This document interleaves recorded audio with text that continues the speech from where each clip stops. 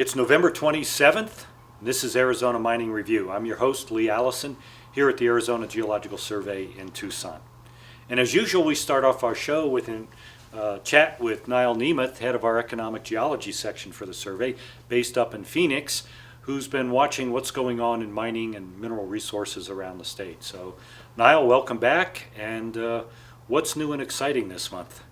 Thanks for having me back, Lee. Always good to be here. Well, we've got a mixture of news this month. Some good, but again, not some such good news. Yeah, there's a lot of challenges hitting the mining industry, particularly the metal industry these days. So go ahead and give us some of the bad news, maybe. Well, we might, for the viewers who watched last month, we might like to just touch briefly on Mercator and what's going on with their mineral park operation up in Mojave County. They have been having some financial difficulties, and they had some deadlines that were just after our last broadcast.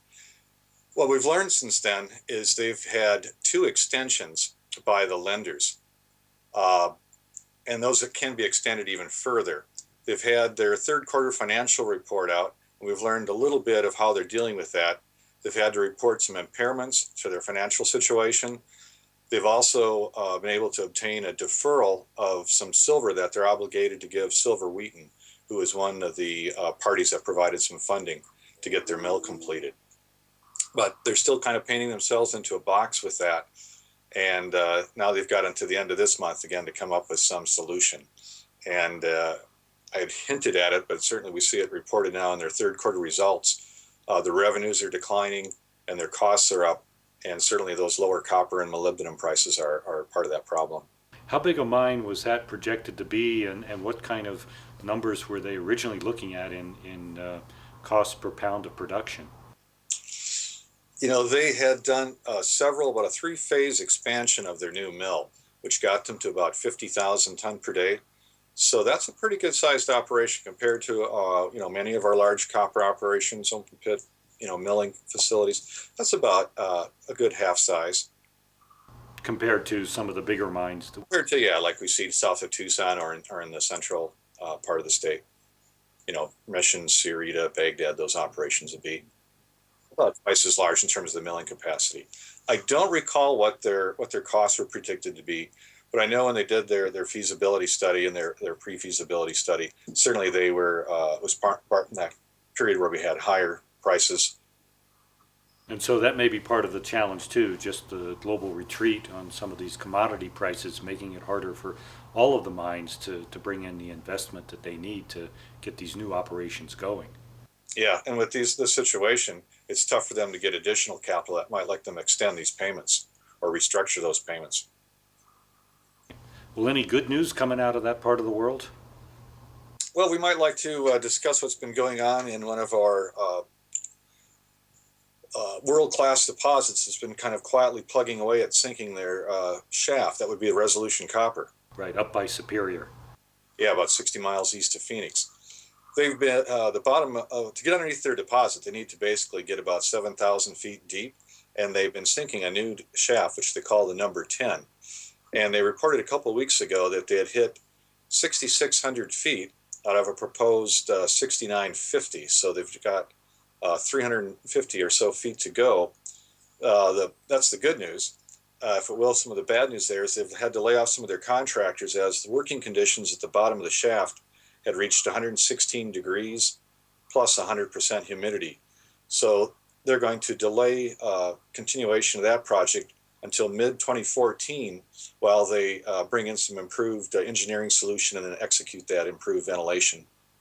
Well, I know when they were getting ready to start, they were talking about bottom hole temperatures of perhaps 175 degrees Fahrenheit down there. So 116 doesn't seem too much of a surprise, but my guess is, from what you've told us before, is that they were providing some ventilation down there to drop that temperature down to that low. But the 100% humidity, that seems to be a surprise.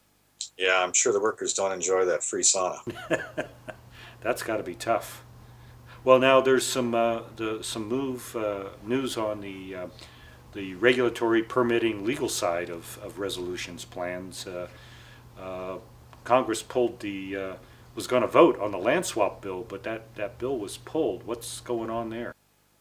Yeah, for about a decade, we've been seeing them try to execute a land exchange. Part of the deposit lies underneath the Oak Flat campground. And so there's been a bill which has variously been titled the Southeastern Arizona Land Exchange and Protection Act. And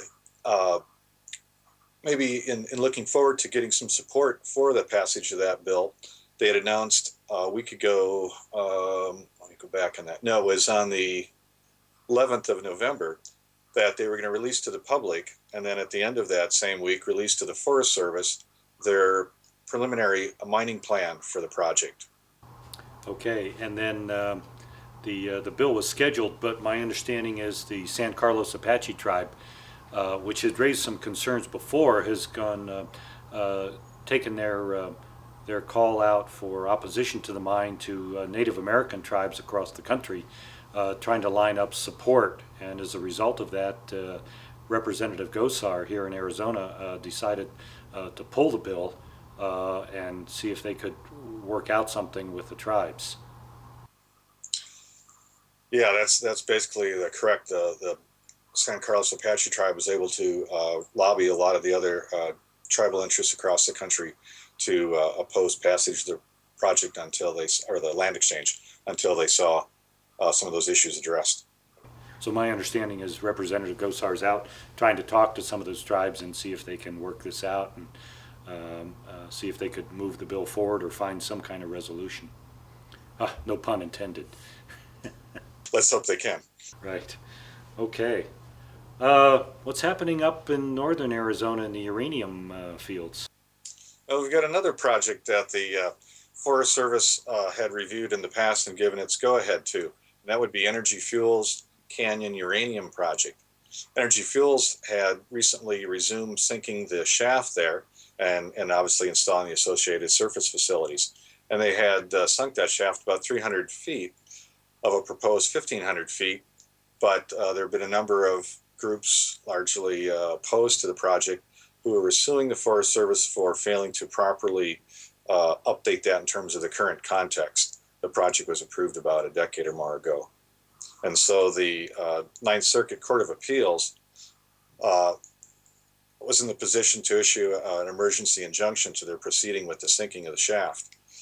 What the company has agreed to do is to save some litigation costs by suspending the shaft sinking.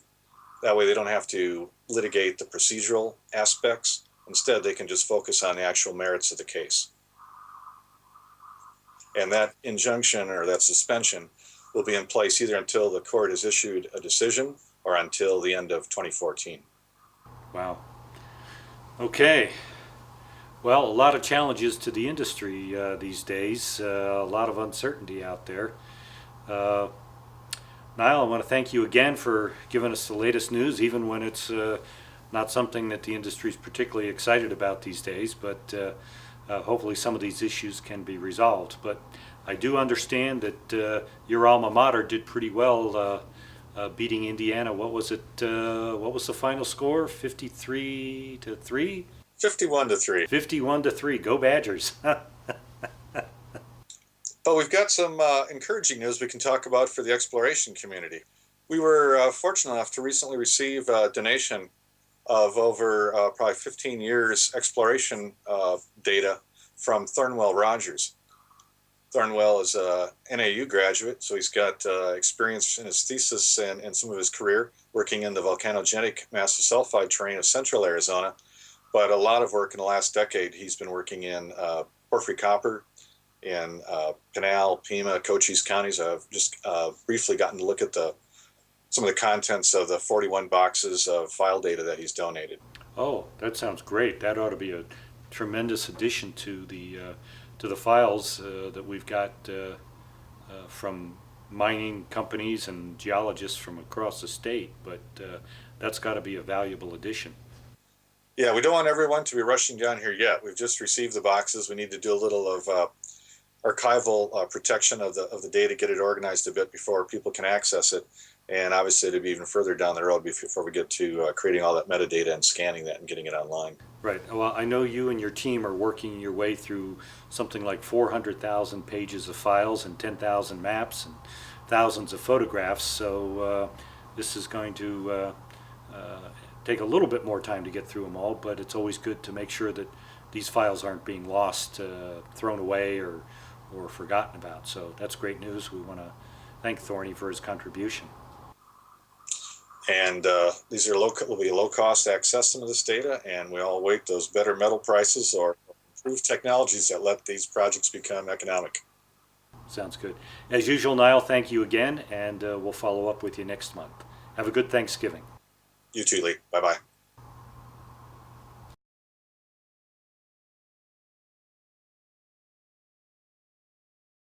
Joining us on the show now is Kelly Norton, president of the Arizona Mining Association. She's been in that role since March of 2013. So, Kelly, welcome to the show and welcome to the position.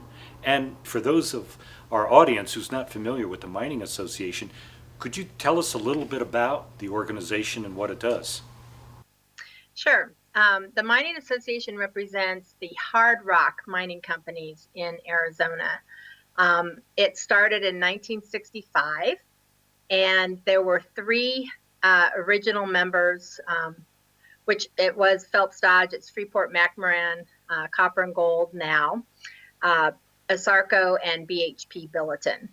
Those were the three original members of the association, and they are all still members to this day. But we now have 35 members of the association. Wow, and so it's not just the big copper companies. My understanding is you have a much greater breadth of mineral producing commodities represented in the association, plus companies that are not actually miners themselves but are involved in the mining industry. That's correct. We have companies that represent copper, gold, silver, potash, uranium, trying to think what else, moly. Most of the moly comes out of the copper mines, but and then we've just recently opened up our membership to associate members, which would be, companies that support mining. And we've had some law firms and environmental firms involved, but this is a way to kind of expand our reach out into the community. Well, that's an interesting point. So what is the expanded role of the Mining Association these days, and where do you see it going with mining in Arizona? Well, one of our big focuses is education, and something that we haven't been doing a lot of the past few years, but we want to plan to get out more into the community, in front of community organizations and schools, to educate people about the importance of mining in Arizona, because it's such a big part of our history. Okay, well, that leads me then to this report that I have in front of me here that the association sponsored just recently on the economic impact of the mining industry on the state of Arizona for 2012. And I think you commission one of these reports every year, and they're produced out of Arizona State University. And I think the numbers in here are quite staggering. And there's probably a few high points that you'd like to, maybe I could ask you to focus on. Absolutely. The mining industry in 2012 had a $4.8 billion impact on the economy in Arizona. And this is just hard rock mining. It doesn't include the sand and gravel pits. 65% of the U.S. copper mined comes from the state of Arizona, which is quite a large number, actually, if you think about it, all coming out of one state. And we're very proud of that fact. The average wage in mining, well, let me step back a little bit, there's 52,100 Arizona jobs that come from mining. 12,100 of those are direct employees of mining companies, and another 40,000 are what we call the trickle down effect, of companies that do business with mining. If the mines weren't there, these people would not be employed. So that's a pretty staggering number of people that are working in this industry. And the average wage, which is something that I'm very excited about, is $99,500, which if you compare that to the average wage of other industry jobs in Arizona, which is 49,700. That's a huge amount of money. And most people don't realize that. They don't know. They think, it's not a really great job to have, but it is. Working for mining companies is a great job to have. Well, and as I read through the report here, I think it also struck me that you pointed out, or the report points out, that mining is one of the top 10 basic industries in the state of Arizona.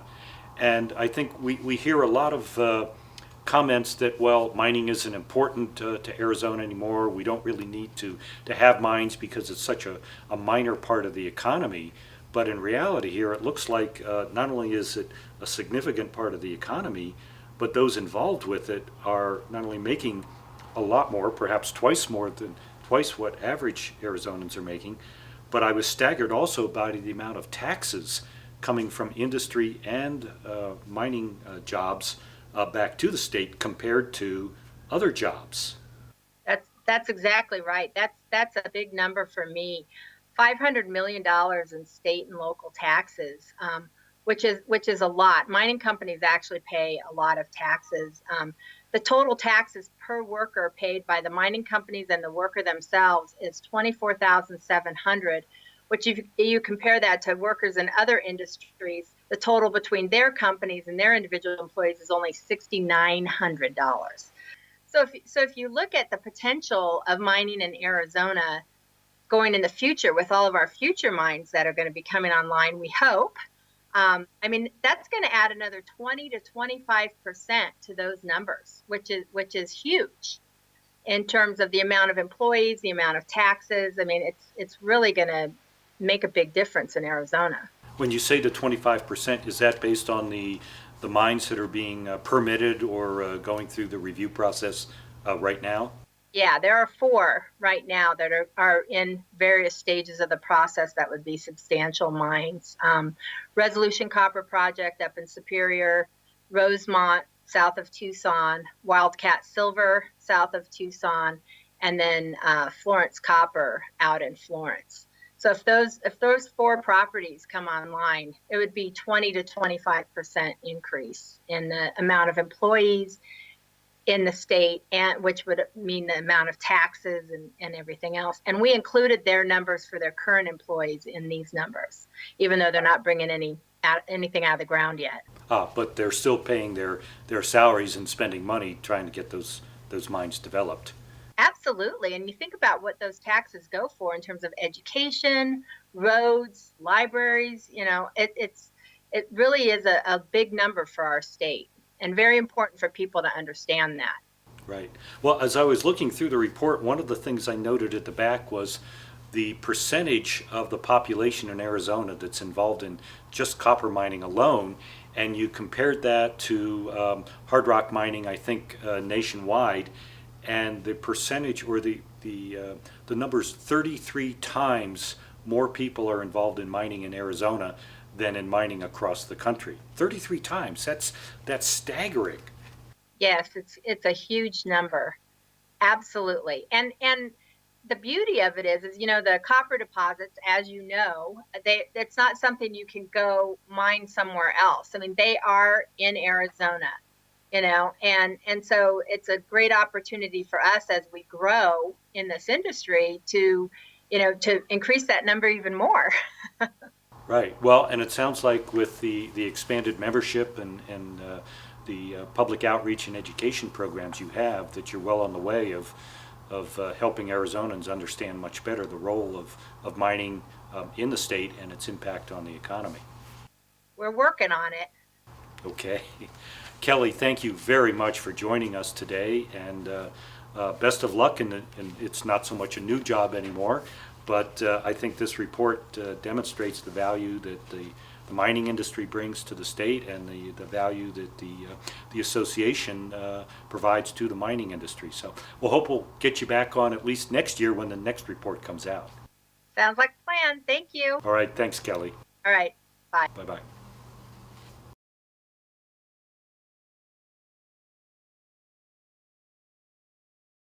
Well, joining us now is Tom Gressman from the Mineralogical Record, and coming in by Skype.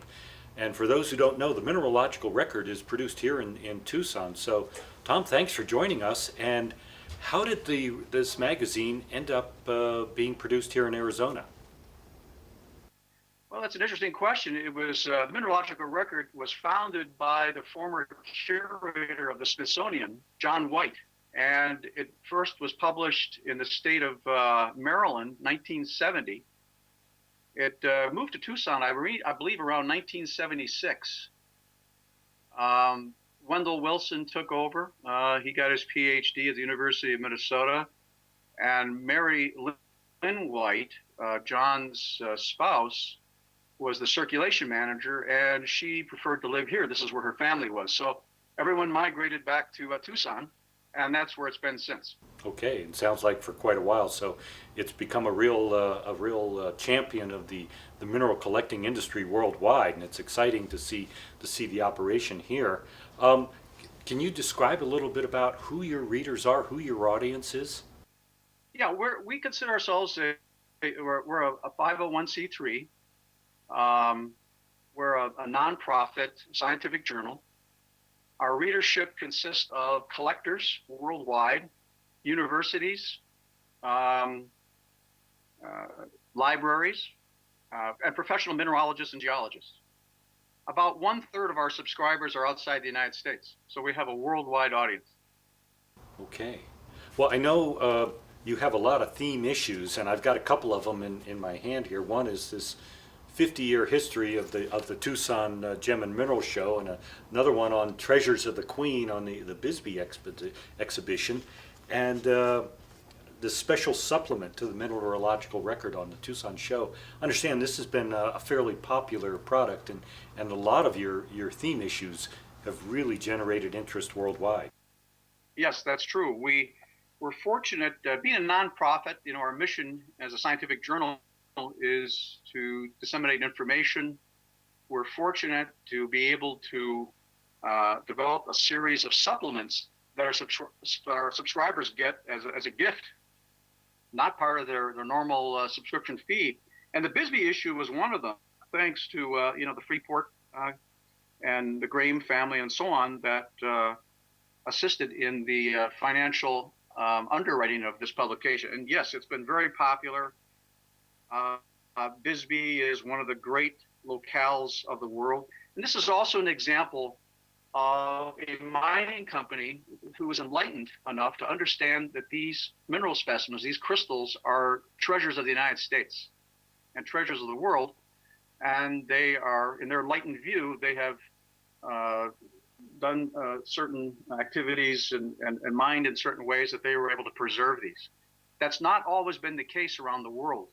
And I really give Freeport a great deal of credit for having this, what I would call an enlightened view of these treasures.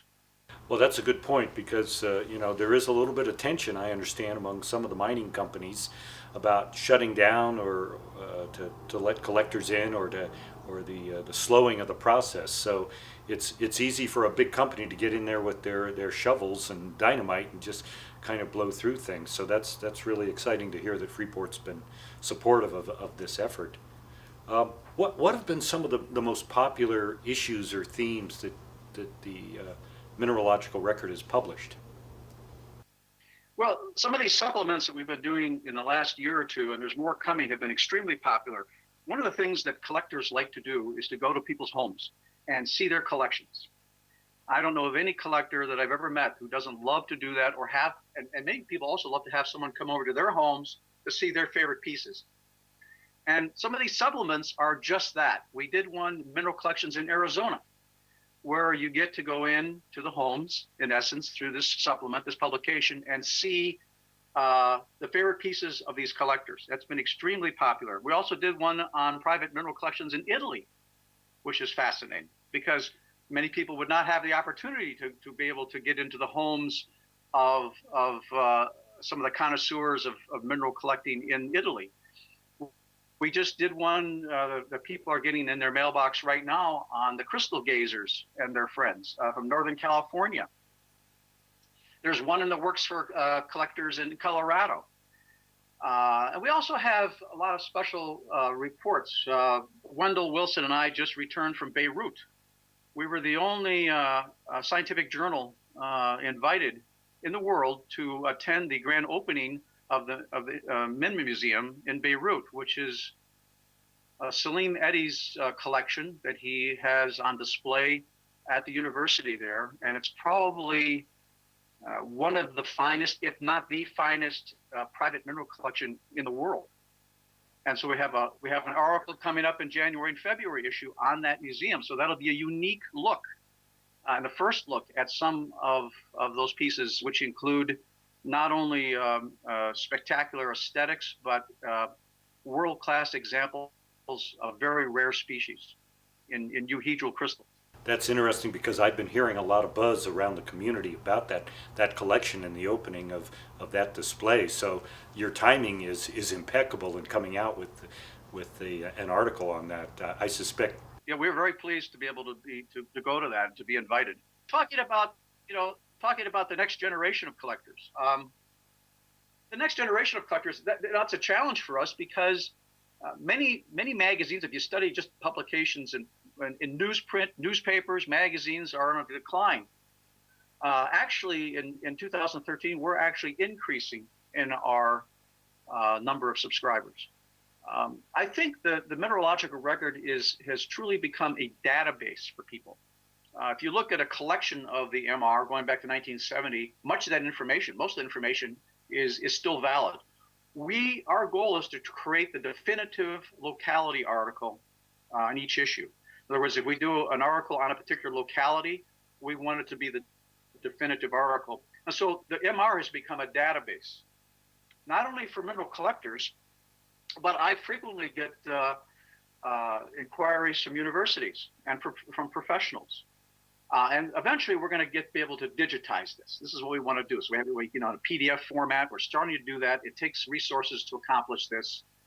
I hope that I can find an underwriter for this someday so that we can digitize this database. Once that exists, then using a search engine in a PDF format, it'll be an outstanding way for people to do research on localities. We also have a project in the last 10 years that I think will be of tremendous value to the current generation of professionals and collectors, and that's a compendium of all of the new mineral finds going back 40 years and that were published in all the world's journals, French, German, and we've condensed that down into one database in English. So instead of collecting all these journals and having all these translations made, we have this database in one system. I've actually used this in writing some articles. It's fantastic. It'll be a tremendous resource to the collecting and I think the professional world in minerals.